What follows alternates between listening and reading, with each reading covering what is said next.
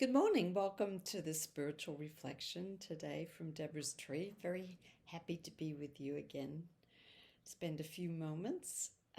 So, I have with me, as I always often do, I should say, a candle. And the flame, the light, and the heat to me are a symbol of the divine presence which I am inviting in as we spend this time together. Today, I just want to sort of think about discerning what's true. How do you know what's true? Because we hear so many conflicting sort of facts or truths, certainly about the news stories in our lives, but also about the kind of truths that we need to guide our lives. If someone tells you something and they claim that it's true, how do you know if it really is? If it really is something worthy of paying attention to or implementing in your life?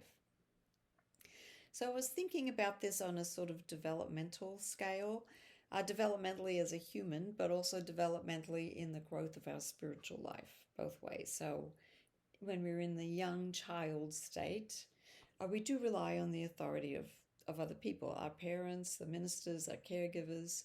And as we get a little bit more older and sophisticated as a school-age child, we might rely definitely on the authority of teachers as well. But we might be checking with our own experience too, like whether what we're hearing is lining up with what we're experiencing as true. As we get older, in a high school state of spirituality or of life, as you might recall, you don't necessarily rely on your parents' authority so much. You might really challenge it. You might really embrace it.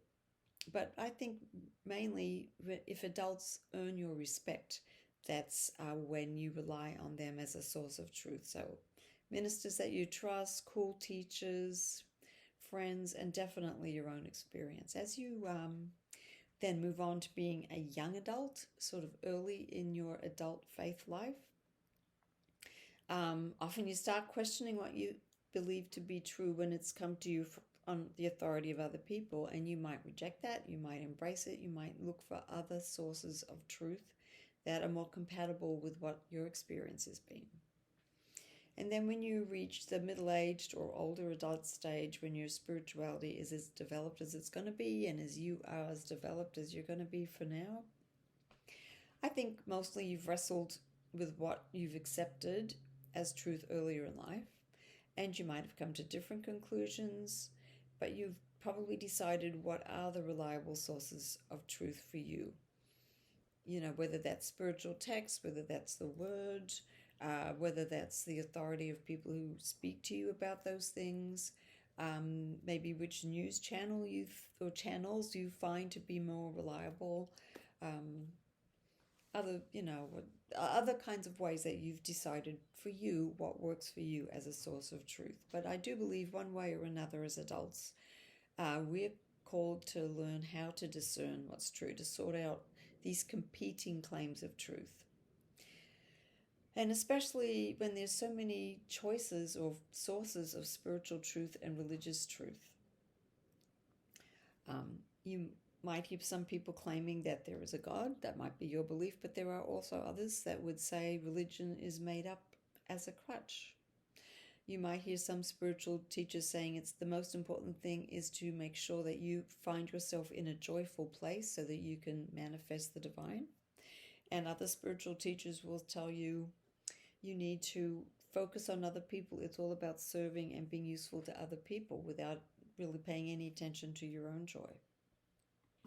Which is true. Maybe both are. How are you going to resolve that? So today I have two readings. One from John and one from Heavenly Secrets by Swedenborg. And I'm just going to ask you as I'm reading it, just to pay attention to what phrase stands out to you in the readings and maybe what that might look like in your life.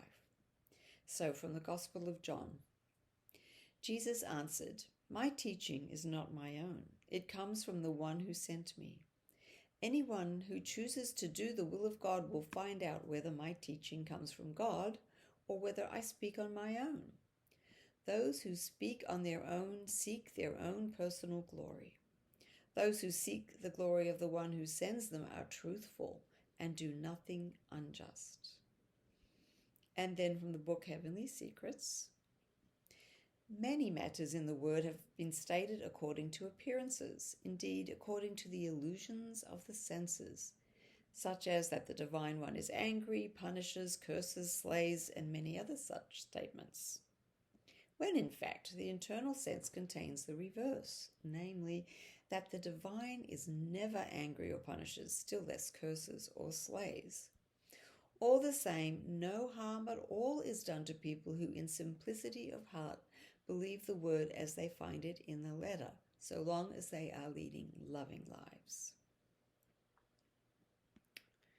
So now I invite you, maybe focusing on this flame, maybe closing your eyes, whatever works for you.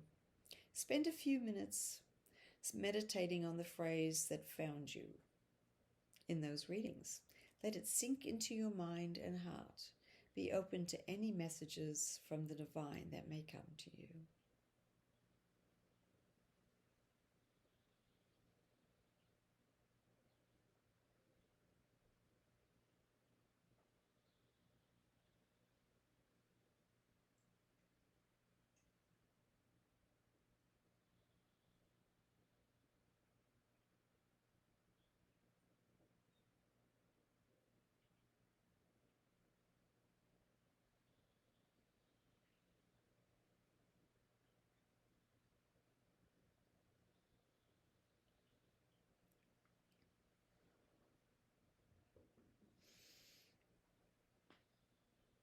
I hope that you found some meaning in reflecting on that phrase and any message that might come to you that might help you discern what is truthful in your life.